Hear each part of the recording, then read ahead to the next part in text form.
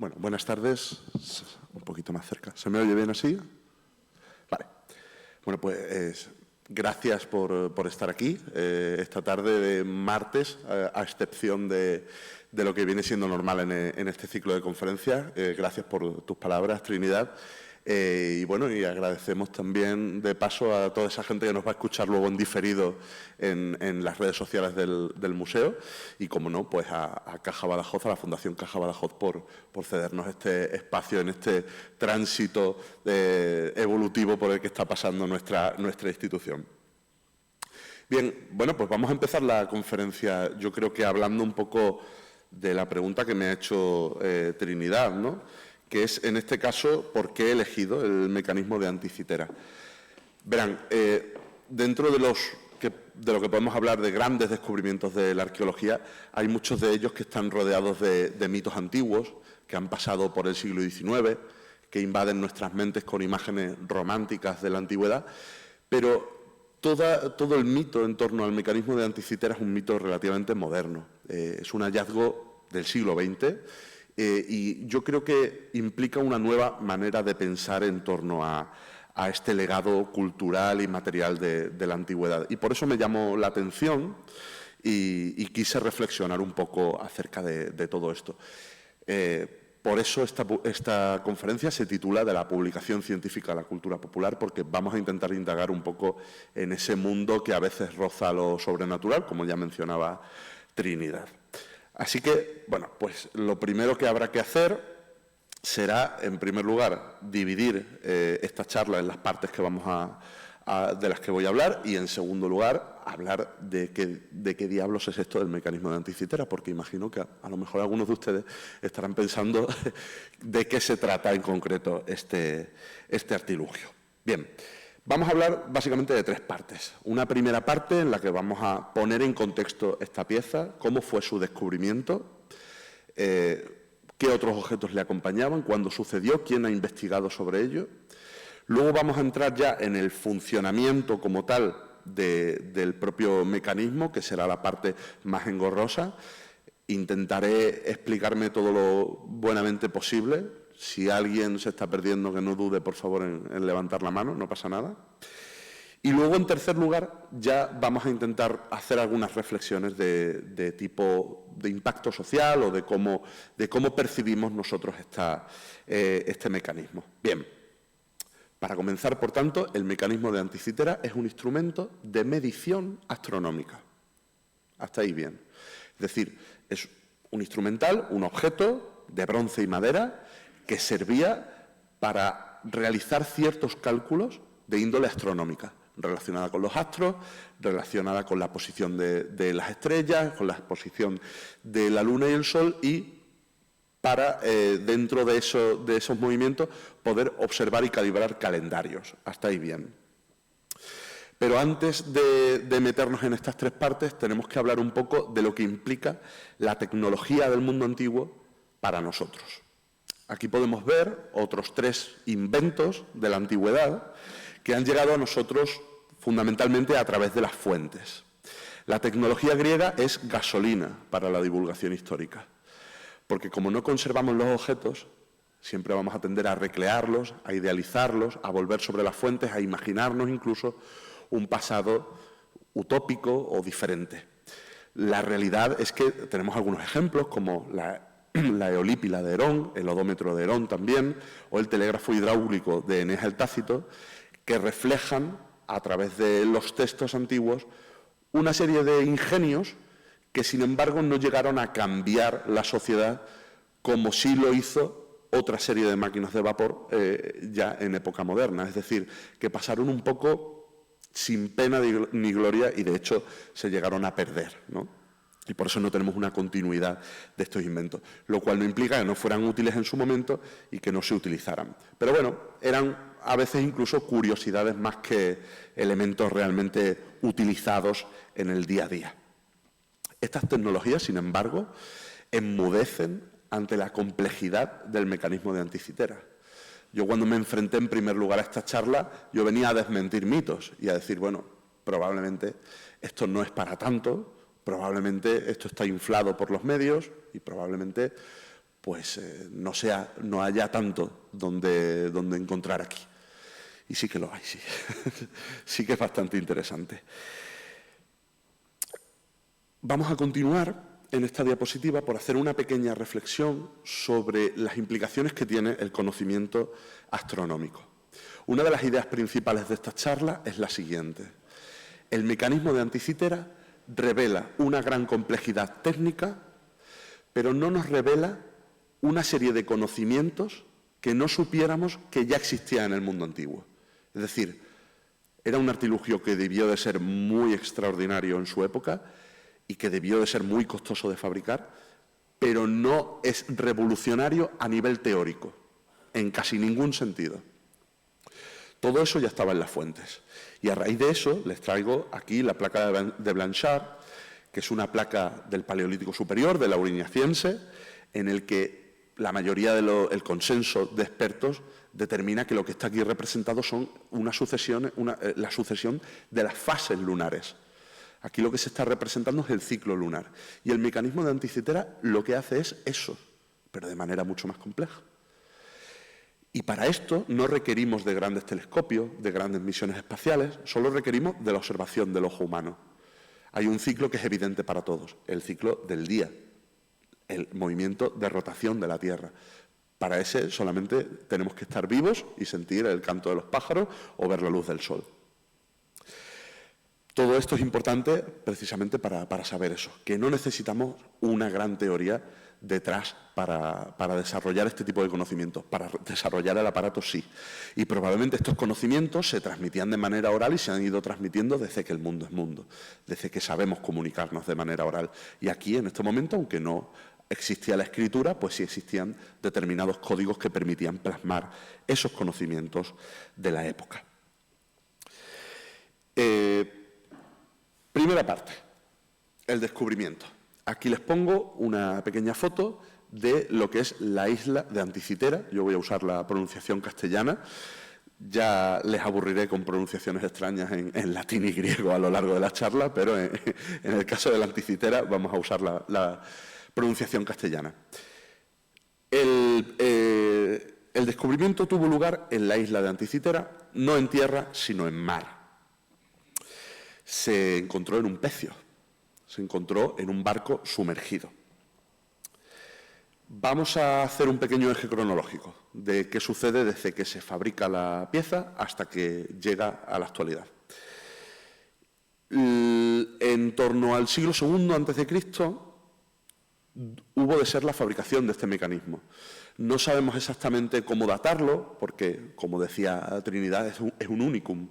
No tenemos otros paralelos de estas piezas que nos permitan ponerlas en contexto, compararlas unas con otras.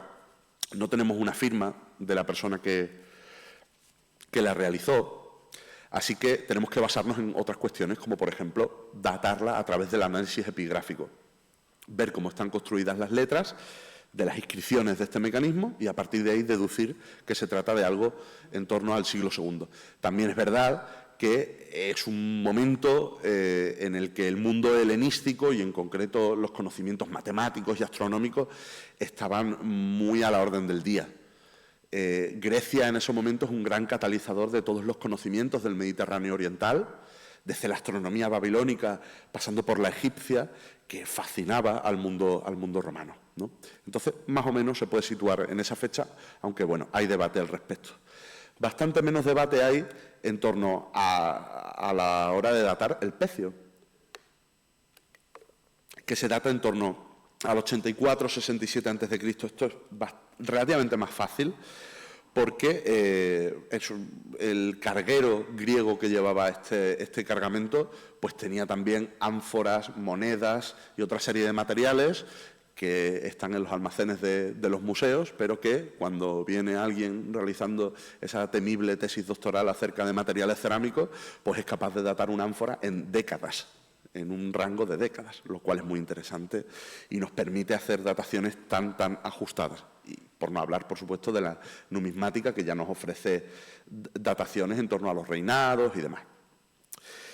En el año 1900, ya en época contemporánea, es cuando se encuentra el pecio. El pecio lo hallan unos buzos de esponjas que se dedicaban a recolectar esponjas. Estamos hablando en un momento en el que el buceo como disciplina estaba completamente en pañales. Pero sí que estos buzos hallaron un brazo, un dedo de bronce, probablemente muy asustados por la idea de haber encontrado un cadáver, como sucede a veces. Resulta que lo que habían encontrado era una estatua. Y ahí, un año después, en 1901, el mecanismo es recuperado. Es apenas un amasijo de metal. Como se pueden figurar ustedes, la madera no quedaba rastro de ella. Y en ese mismo año se lleva al Museo Arqueológico Nacional de Atenas, donde Trinidad pudo verlo, en ese museo. Desde ese momento está ahí. Y se queda en los almacenes durante muchísimo tiempo, hasta los años 70. Ya algunos autores, Albert Rehm había aventurado que podría ser algún tipo de máquina, porque se veía algún engranaje, esto allá por 1906, pero no será hasta los años 70 cuando Price publique Years from the Greek, que será el primer gran artículo científico en torno al mecanismo de Anticitera, donde ya se observe que están ante un mecanismo de gran complejidad, de índole astronómica. Caracalos, que colabora con Price, es el que se encarga de hacer estos primeros análisis de rayos X, y junto a su mujer Emily se van a poner a contar los dientecitos de los engranajes para ver de qué se trata aquello. Contar dientecitos de engranajes es muy importante porque nos da el diámetro y nos da también luego la posibilidad de hacer pruebas con réplicas y con engranajes reales para ver qué era eso. En esos momentos se está todavía especulando si es un reloj, si es incluso algo moderno mezclado con algo antiguo, porque lo que es verdad que no teníamos constancia es de esos engranajes tan meticulosos. Y bueno, luego ya Wright en los años 90 realiza una tomografía de rayos X, lo que conocemos como TAC, y en 2006 se publica un estudio completo en Nature con nuevas pruebas de análisis de imagen.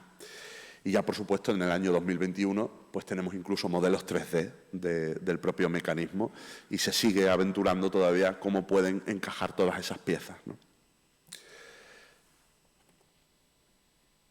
Este es el Holcas, que es el tipo de carguero griego que llevaba este tipo de cargamento. Y vamos a hablar brevemente de la ruta que siguió este cargamento. Y lo haremos porque es algo bastante relevante, porque nos habla un poco de la funcionalidad de este mecanismo, que es algo que se debate bastante. ¿Para qué servía? ¿Quién lo había encargado o quién lo requería? Se ha especulado mucho de la ciudad de origen de este barco. Aquí aparece reflejada Pérgamo, pero hay otras tantas. Y probablemente su destino era la península itálica. Esta es una ruta bastante común para los cargamentos de bienes de lujo. Tenemos que recordar lo que decíamos antes, que el mundo romano estaba, o concretamente las élites romanas, estaban en esa pugna intelectual constante entre la tradición romana y el mundo griego. Y eran muy cotizados los elementos de lujo de Grecia, pero también de Egipto y demás. Era el coleccionismo de la época, si lo queremos entender así, y probablemente este cargamento tenía ese significado. No era un cargamento lleno de ánforas de vino o de aceite, sino que era un cargamento lleno de bienes que podemos considerar de lujo. Se ha especulado de los Pérgamo, Éfeso, como ciudad de origen, también Bourotos, Corquira, Dodona, también porque coincide su tipo de calendario con el representado en el mecanismo, pero esto ya entra en un debate más complejo de dónde sale el mecanismo, no tiene que ser el lugar de fabricación, etcétera, que tampoco vamos a entrar ahí. También por ser lugar, en el caso de Rodas, por ser hogar de Posidonio, de Hiparco de Nicea, de estos intelectuales de la época. Pero también podemos hablar de la ciudad de destino, desde la propia Roma, por supuesto, pero puertos como el de Puteoli también podrían ser una tesis bastante importante, donde llegaban también esta serie de bienes para adornar esas villas de la zona central de la península itálica. Otro pequeño mapa con algunas de las propuestas de origen de este cargamento. ¿Qué contenía el barco? Bueno, en primer lugar, esculturas ya nos situamos un poco en estos bienes de lujo. Un Hércules Farnesio, un anciano en bronce, que se le llama el filósofo de Anticitera, o este Efebo también estante, de cuerpo completo. Evidentemente, este tipo de obras eran encargos privados o tenían como destinatario a alguien de la élite que a lo mejor también requería ese tipo de mecanismo. Un conjunto bastante importante de estatuillas de bronce y luego, pues, como se pueden imaginar, joyas, plata, vidrio fino, millefiori, el cargamento de ánforas del que habíamos mencionado ya, y restos de clinae, que son los sillones, de los cuales pues, la madera no se conserva, obviamente. El tema de las ánforas es también interesante porque quizás fueran cargadas en el barco simplemente para que hicieran peso en el propio cargamento, o quizás tenía también algún tipo de bien de lujo en su interior. Vamos a entrar ya a analizar el mecanismo parte por parte. Aquí pueden ver una recreación. Esta recreación, que es el modelo de la Universidad Aristóteles de Tesalónica, es una recreación física. Aquí vemos la placa posterior, pero la realidad es un poco diferente a todo esto. La realidad es esta. La realidad es que tenemos 82 fragmentos recuperados del mecanismo, en los que podemos observar parte de la rueda motriz, arriba a la izquierda. Podemos observar algunas inscripciones en las placas centrales y multitud de fragmentos, partes de los diales y, bueno, algunos fragmentos pues, que requieren de esas pruebas de imagen para ver qué hay en el interior, qué hay plegado en esas concreciones que hay en el propio bronce. Es un instrumento que tuvo que medir unos 32 por 20 por 10 centímetros, algo así como una pequeña caja de zapatos, algo así como un diccionario grande, fundamentalmente portátil, y son más de 30 engranajes los que se han encontrado. Pero es que este mecanismo pudo tener incluso hasta unos 39 o así.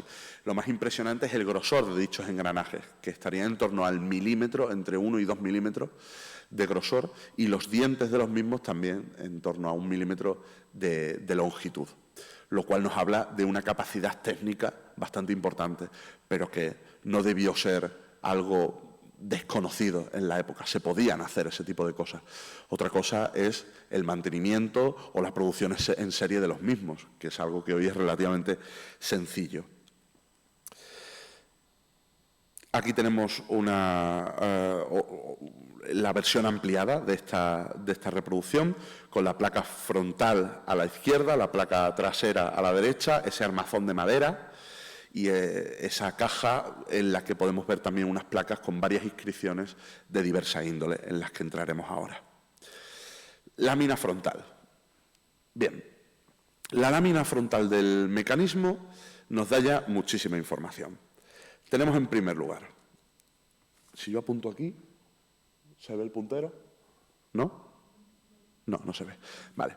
Tenemos dos diales concéntricos con unas rayitas que nos van indicando dónde está apuntando la aguja, ¿no?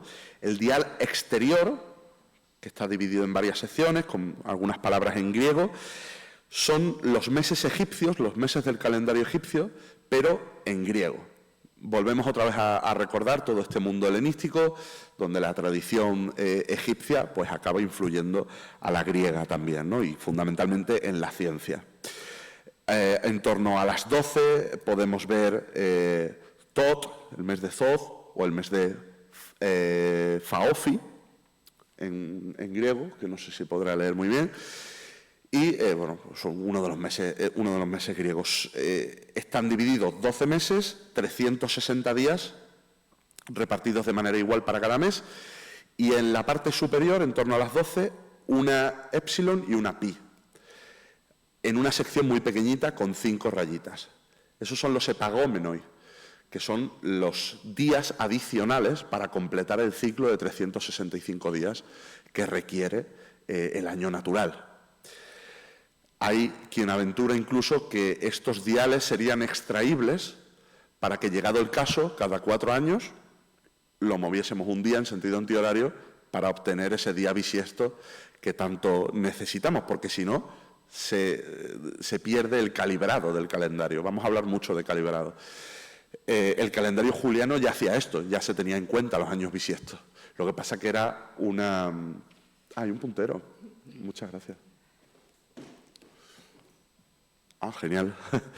El calendario juliano, como decía, perdía un día cada 128 años, que era bastante para los términos actuales. El gregoriano ya lo hace muchísimo menos, que es con el que trabajamos actualmente. Bien, el dial interior, que sería este, ¿vale?, contiene otra banda también de 360 días en las que están representados todos los nombres del zodiaco. El zodiaco, por hacer un pequeño apunte de cultura general, es una banda de constelaciones por las cuales discurre el Sol en el transcurso del año. No tiene más que eso.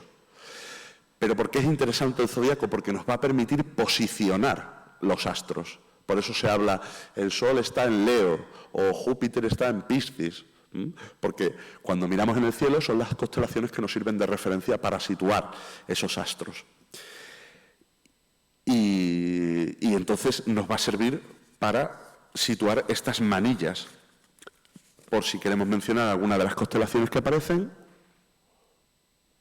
la constelación de Leo o la constelación de Parcenos, que es Virgo, también en griego, ¿de acuerdo? En cuanto a las manillas, pues las manillas van a ser la clave de todo, porque vamos a tener dónde está la posición del Sol, aquí, en un momento del año concreto. En tal mes el Sol está en esta posición. De igual manera, los planetas, los que se conocían hasta el momento, Mercurio, Venus, Marte, Júpiter y Saturno. La Tierra, obviamente, no era considerada un planeta, un errante, porque era nuestro mundo. Y también indicarían esas posiciones. Más interesante aún sería la manilla de la Luna, que es esa esfera que tienen ahí, que no solamente parecía que indicaba la Luna y su posición, sino que además tenía un engranaje de corona. Para explicar lo que es un engranaje de corona, tenemos en mente estos juguetes para niños de arrastre, que es un palo con una esfera que da vueltas. Eso es un engranaje de corona. Y una de las cosas más maravillosas de la anticitera, cuando rotaba la aguja de la Luna, la pequeña esfera lunar iba rotando sobre sí misma con un engranaje de corona, dándonos al mismo tiempo las fases de la Luna, porque la mitad estaba pintada de negro y la mitad de blanco. El nivel de evidencia de esto debe de ser fuerte, porque aparece en varios artículos de gran renombre. Obviamente yo no he estudiado el mecanismo de primera mano, ni tengo los conocimientos necesarios para ello, pero bueno, para lo que tenemos aquí, que es una charla divulgativa, yo creo que podemos afirmar con contundencia que eso tiene una evidencia bastante fuerte de que funcionaba así. Y luego, pues fundamentalmente, la manilla de la fecha, el date pointer, porque cuando nosotros accionamos ese mecanismo con un pomo, lo que buscamos es un día concreto del mes, que es lo que nos va a dar el resto de información, ¿no? Vale. Luego, a esto habría que sumar las inscripciones que hemos visto antes en el modelo completo, que contienen parapégmatas. Un parapegma es una descripción de tipo calendárico que nos habla, pues, de las posiciones de las constelaciones, etcétera. Incluso parte de esas inscripciones, por palabras clave que contienen, parece que estén hablando del manejo del propio mecanismo. Por tanto, se le ha llamado a veces también el manual del usuario, lo cual resulta un tanto cómico, pero bueno, no debía ser algo fácil de manejar, por otra parte. En cuanto a la lámina posterior, aquí es donde necesitamos la mayor concentración de todas, porque a mí por lo menos me costó, porque aquí ya tenemos un poco de astronomía dura. Dos espirales, en la parte de arriba y en la parte de abajo. Y además una serie de círculos en el interior de esas espirales con más información todavía y una manilla por cada círculo o por cada espiral. La manilla superior representa el ciclo metónico. Metón era un matemático del siglo V. A los griegos se les daba muy bien hacer una cosa, que es registrar para la posteridad cuestiones de índole científica o filosófica que en realidad ya habían previsto sus compañeros griegos y babilónicos tiempo antes. O sea, muchas veces funcionan como catalizadores de ese conocimiento, ¿no? Pero bueno, el ciclo metónico es un ciclo que está representado en esta espiral, que está dividido en 235 secciones, que ven ahí, celdillas, que representan los meses lunares y que están con sus propias inscripciones. Y esos meses se van repitiendo una y otra vez, hasta completar un ciclo completo de 19 años solares. Estos 19 años solares es lo que tarda una fase lunar en repetirse en un día concreto. Y pongo un ejemplo. Nosotros cogemos un calendario de uso común de nuestra ferretería de confianza y ahí nos viene y nos dice que hoy, 6 de mayo de 2025, estamos en cuarto creciente, la luna de cuarto creciente. ¿Y eso cómo se sabe? ¿Porque miran al cielo a la hora de elaborar el calendario? No, porque siguen conocimientos matemáticos y astronómicos de esta índole. Dentro de un ciclo metónico a partir de hoy, el 6 de mayo volverá a estar en cuarto creciente. El del año que viene no. El del año que viene le corresponderá a su propia fase lunar. Pero dentro de esos 19 años solares se repetirá todo esto. Junto a este ciclo metónico, lo que tenemos es, a la izquierda, el ciclo calípico. Esto es un ciclo de calibrado, porque resulta que este cálculo de 19 años no es del todo exacto. Está dividido en 4 sectores y están indicados cada uno de los 4 sectores con los numerales griegos: alfa, beta, delta y gamma. 1, 2, 3, 4, de toda la vida. Y lo que hace esto funciona a modo de marcador. Cuando da una vuelta al ciclo, se marca 1, cuando se da otra vuelta se marca 2, 3, 4, y en el cuarto se tiene que restar un día para finalizar el calibrado. Hay que restar un día a ese cálculo de la espiral grande para que siga funcionando todo esto y sepamos en qué fase lunar nos encontramos. El sector de la derecha, el pequeño circulito de la derecha, está dividido también en 4, pero tiene una explicación bastante más sencilla. Es el dial de los juegos panhelénicos. La única información que nos da esto es cuándo se celebran los juegos panhelénicos. Estos juegos eran de gran importancia en la cultura griega y, por tanto, pues bastante importantes para ellos el poder medirlos y el poder saber cuándo sucedían, ¿no? Los olímpicos, los ísmicos, los píticos, los nemeos, todos esos iban coincidiendo y seguían sus propios ciclos plurianuales. Bien, la espiral de Saros. Ya esta es la última más compleja y terminamos con todo esto. La espiral del ciclo de Saros, que es la que tenemos en la parte inferior, es una espiral con 223 meses lunares, en ciclos de 12 también, obviamente, pero que constituyen no 19, sino 18 años solares. Estos 18 años solares hacen un total de 6.585 días en total. ¿Y para qué servía? Para predecir eclipses. Para predecir eclipses.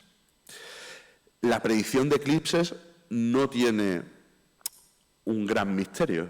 Consiste en observar un eclipse, anotarlo y esperarse a que vuelva a suceder el mismo eclipse en la misma zona en el mismo periodo de tiempo.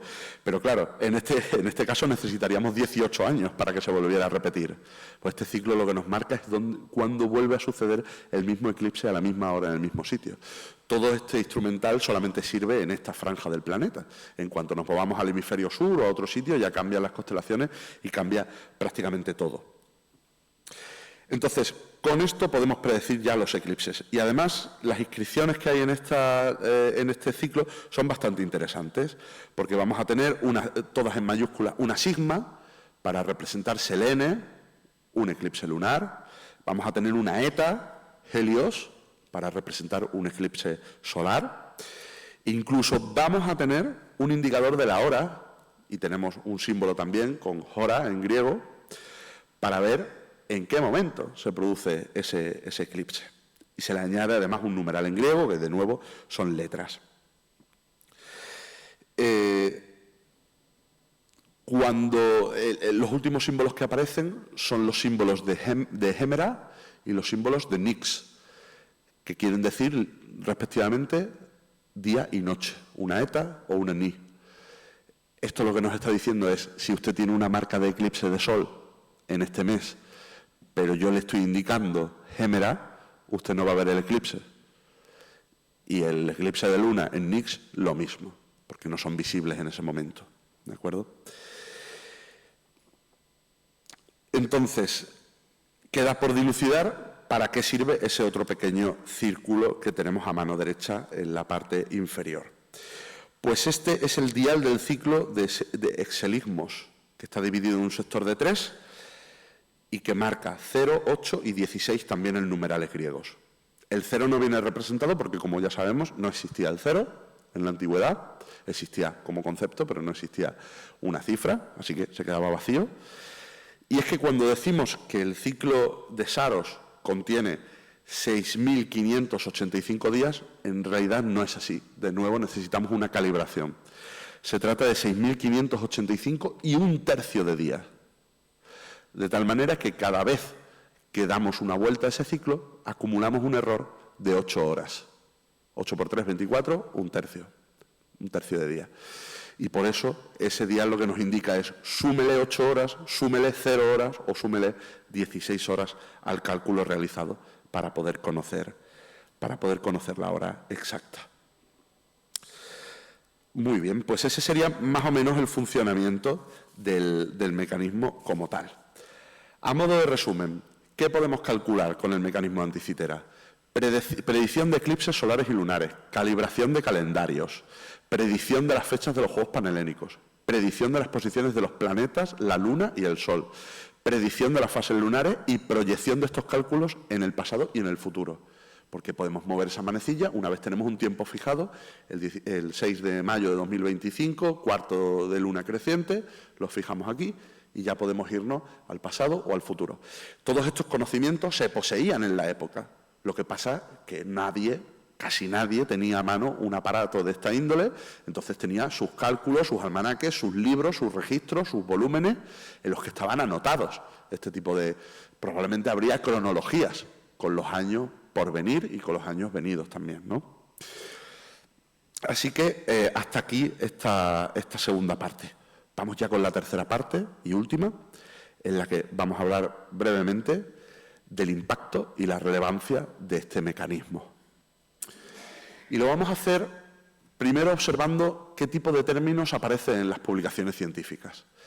El primer término es ordenador calendárico, que lo usa Derek de Soya Price, y que cuando lo hace, pues muchas veces en las publicaciones científicas intentamos que los títulos también sean atrayentes, ¿no? Que llamen la atención de algún modo u otro a otros colegas, pero también a veces a medios de comunicación, y fundamentalmente cuando se trata de un hallazgo de esta índole. Bueno, pues se utilizó el término ordenador y se hizo, si tomamos las definiciones estrictas, de buena manera, porque es un ordenador en tanto en cuanto puede hacer un cálculo de manera automática. Un ordenador, si lo entendemos como una máquina en la que nosotros le damos una información, input, esa información es procesada y se devuelve otra información, output. Yo introduzco un día y a mí me devuelve la posición del Sol o me devuelve la predicción de un eclipse. Pero bueno, es un término que también puede dar la sensación de tergiversarse, ¿no? O sea, también se puede tergiversar. Ordenador analógico quizás sea un poquito más acertado, en tanto en cuanto nos aleja un poco del mundo de la computación. Nadie creería, en su sano juicio, que los griegos disponían de microchips o de computación a nivel informático, uniendo ceros y unos, o de sistemas operativos o algo así. Entonces, ordenador analógico es una manera también de solventar todo este asunto. Calculadora también es otro término que se ha usado. Tenemos que tener en cuenta que otras maquinarias, como los propios relojes, también ejecutan cálculos por nosotros. Mediante una observación podemos obtener una medición de una magnitud tranquilamente. Claro, esto es en cuanto al mundo científico. Cuando nos vamos a los medios de comunicación, ¿qué sucede? Pues sucede esto. Medios de comunicación de diversa índole.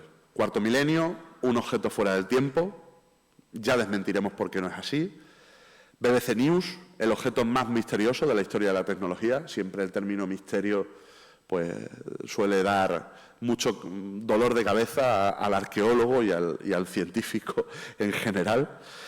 The Guardian, The First Computer, el primer ordenador, de nuevo volviendo, incidiendo sobre este tipo de cuestiones, o incluso El País, en su versión Uruguay, decidió decir la máquina que no debería existir directamente, como diciendo de alguna manera que esto no hay, de ninguna manera se puede pretender que esto existiera en la antigüedad. Y vamos a ver por qué no es así.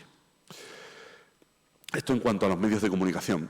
Si ya saltamos al mundo de la ficción, podemos encontrar en Internet multitud de teorías de lo más conspiranoicas en torno a esto, pero hay una barrera en la que tenemos que poner nosotros el sentido común, que es la barrera de la ficción.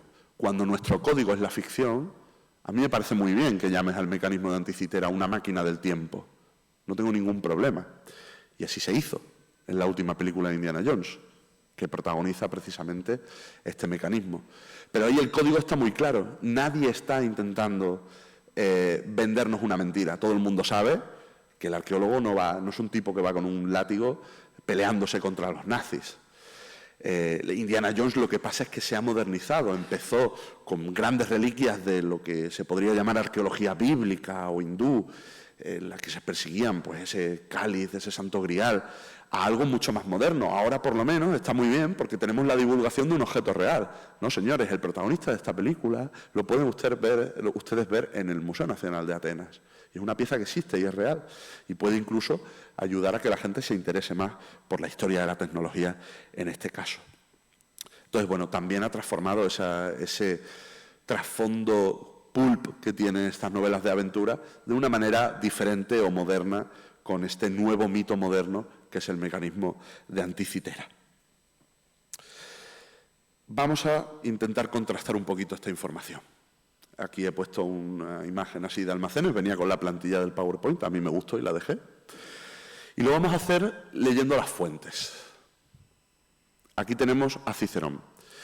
Y voy a leerlo de principio a fin, será lo único que lea de manera concienzuda en esta charla. Y dice así: en verdad, después de que Galo empezó a explicar científicamente ese aparato, pensé en aquel siciliano, Arquímedes, tuvo más inteligencia de la que puede alcanzar la naturaleza humana, porque decía Galo que era muy antigua la invención de aquella esfera entera que había torneado Tales de Mileto y que luego Eudoxo de Nido, discípulo, según él decía, de Platón, le había puesto astros y estrellas fijos en la órbita celestial. Pero este otro tipo de planetario, en el que se movían el Sol y la Luna, y también aquellas 5 estrellas que se llaman errantes y en cierto modo vagabundas, no podía acomodarse a aquel tipo de esfera sólida. Y por eso es admirable el invento de Arquímedes, pues se las ingenió para reducir a una sola rotación varios cursos que eran desiguales por sus propias trayectorias.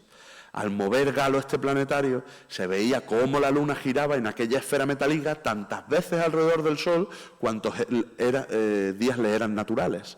De modo que en la esfera se proyectaban el eclipse de la luz solar y la Luna entraba en aquella zona tapada por la Tierra, porque el Sol, desde la región de la Luna, quedaba interceptado por la Tierra. Vale. Una cita antigua que nos habla de un planetario con un funcionamiento exactamente igual al mecanismo de Anticitera, probablemente no. ¿Con una función parecida? Probablemente.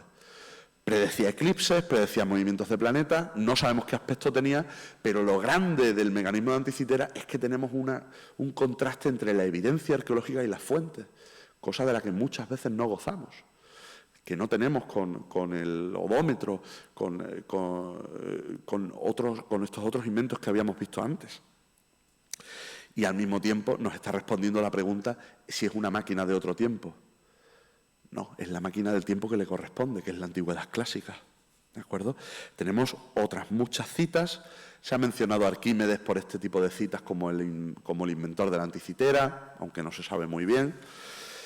Pero bueno, tenemos citas similares de Cicerón, de Natura Deorum, en Tusculanae Disputationes, o incluso en el libro sexto de los Fastos de Ovidio. También autores griegos como Proclo o Papo de Alejandría se habla en estas obras de la sphairopoía, que es la esfera celestial, o sea, la esfera artificial, perdón, que podría estar haciendo referencia también a este tipo de mecanismos. Por tanto, ¿es el primer ordenador de la historia? Bueno, tenemos aquí una representación gráfica de todos los engranajes y de todo el funcionamiento que contiene el propio mecanismo. Pues, ¿ordenador en tanto en cuanto computación moderna? No. ¿El primero en su especie? Probablemente tampoco. Probablemente, aunque lo consideramos un unicum hoy en día, tuvo que haber más.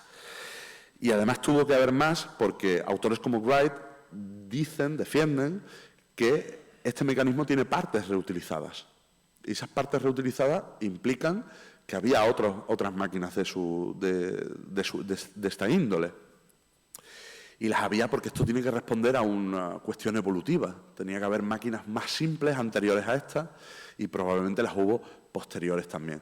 Lo que pasa es que obviamente son muy difíciles de detectar mediante metodología arqueológica porque se habrán perdido prácticamente todas. En las culturas mediterráneas del momento, ya lo hemos mencionado antes, se tenían los conocimientos necesarios para fabricar este tipo de objetos, en astronomía, en geometría, en metalurgia, en matemáticas, salvo algunas salvedades. Estas salvedades, sin entrar mucho a analizarlas, tienen que ver con la determinación del cálculo de la posición del Sol, que luego fue contrastado en fuentes, y sí que parecía que había fuentes que hablaban de ello. No sabíamos que eran tan capaces en la antigüedad de predecir con tanta exactitud el movimiento del Sol. Nosotros lo hicimos en el siglo XVII, segunda ley de Kepler. Pues las aproximaciones a la segunda ley de Kepler, que evidencian el mecanismo de la anticitera, son bastante exactas. Se acercan bastante a ese modelo. Porque el movimiento del Sol no es parejo en todo momento, sino que tiene que ver con su movimiento angular, la influencia del Sol en una órbita elíptica es diferente según la posición en que nos encontremos, etcétera, etcétera. Cuestiones de astronomía y física en las que yo tampoco puedo entrar demasiado. No debería existir, como decía alguna cita anterior, pues sí, debió de existir, debieron de existir otros como ellos, como este. Lo que sí que podemos dilucidar es que, por supuesto, no eran nada común. No en vano aparecen en este pecio tan extraordinario, rodeado de piezas de lujo. Por tanto, probablemente no tendríamos uno en nuestra querida Augusta Emérita. Y si lo tuviéramos sería como el momento, vamos, la feria ha llegado a la ciudad, de repente un mecanismo de tal magnitud. Sí que tenemos en Mérida otras piezas excepcionales, como por ejemplo un meridiano que publicó aquí el compañero José María Murciano para una exposición temporal en el museo llamado Tempus Fugit. Otra serie de instrumentos de una categoría de no tanto de lujo como más mundanos, aún así extraordinarios. Y luego hay que tener muy en cuenta que algo así, hecho de bronce y madera, debía deteriorarse con gran facilidad. Ese bronce acabaría fundido, acabaría en amasijos indescifrables y además debía de hacerlo relativamente rápido, porque un aparato así requería de un mantenimiento constante, de una calibración frecuente, de alguien que conociera muy bien esa máquina para poder arreglarla. De igual manera que si existieran los coches, pero si no existieran los talleres de coches, no sé cuánto les duraría el suyo, pero a mí no mucho, porque yo no sé reparar un coche. Y la inmensa mayoría de la gente no sabría reparar algo así, con piezas tan delicadas y sobre todo en un mundo en el que no existía ningún tipo de sistematización al respecto. Así que, nada, les dejo aquí con una última recreación de este modelo. Ahora, en el turno de preguntas, si les apetece, pongo una pequeña recreación 3D que tengo. Esta recreación es un poquito más fantasiosa, en el que se aprecia mejor ese engranaje de corona. Y nada, simplemente quiero aprovechar esto para reflexionar un poco en torno a cómo muchas veces esa tecnología antigua tarda o se tiene que volver a reinventar. Una complejidad como es la de estos engranajes, que en la arqueología antigua normalmente tenemos engranajes vastos, grandes, que hacen funcionar grandes maquinarias, con esa finura, con ese detalle, de ese grosor, no los encontramos ya hasta las mecánicas del siglo XIII, hasta bien avanzada la Edad Media, ¿no? Última diapositiva, con algunos recursos por si quieren revisitarlos, con las citas de imágenes. Pero ¿cómo consigo yo esto? Bueno, pues a través de este QR que además les llevará una carpetita con todo el material y que en YouTube se va a poder captar de manera espléndida. Les dejo con este reloj solar del Museo Nacional de Arte Romano, pieza emeritense, y muchísimas gracias por atenderme.